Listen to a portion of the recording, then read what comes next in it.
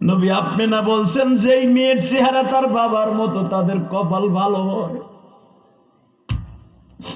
আমার মনে সন্দেহ লাগলো, এই মেয়েটা আমার সাথে যখন চেহারা পূর্ণিমার চাঁদের মতো চেহারা, এটা আমার মেয়ে হবে। এবং কয়টা কার মাইয়া? আমি সাপ দেওয়ার পরে বলে তোমার পাও তুলে ধরছি, কেউ কাছে কইও না।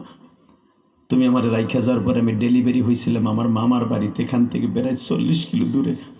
আমি জানি এলাকায় যদি জানাজানি হয় যে আমার সন্তান হয়েছে, এরা মেয়েরা ফেলাবে। আমি পাহাড়ে গিয়ে সন্তান জন্ম দিয়ে আমি দাইমার বাসায় দিয়েছি 60 কিলোমিটার দূরে।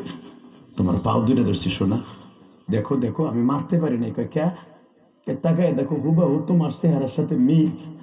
আমি ভাবছিলাম আমার স্বামী যদি আর ব্যবসাতে ফিরে না আসে, এই মেয়েটারে নিয়ে আমার স্বামীর চেহারা মনে করে জীবন কাটায় দিব।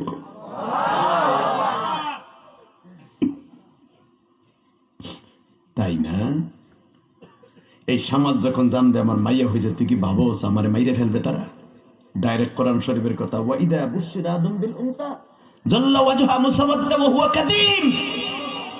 তারা যখন শুনতো আমার মাইয়া হয়েছে, আল্লাহ কোরআনে বলেন তাদের চেহারা মলিন হয়ে যেত এবং ওই মেয়েটাকে মারার জন্য পাগল হয়ে যেত। তারা এত জালিম ছিল, কোনো দয়া মায়া ছিল না। নবী দয়া মায়াহীন আমি একজন মানব। নবী বলে তারপরে কি করলি কত?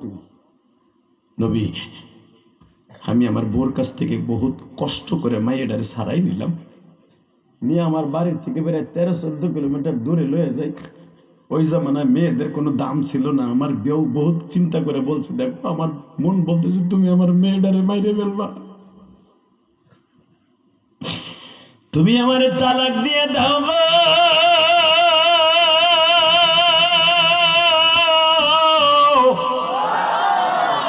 আমার বুকের ধনকে লইয়া এই দেশ সারিয়া অন্য দেশে চলে যাব। তুমি আমার জামিলার মাইরো না। আমার আল্লাহর নাম জামিল।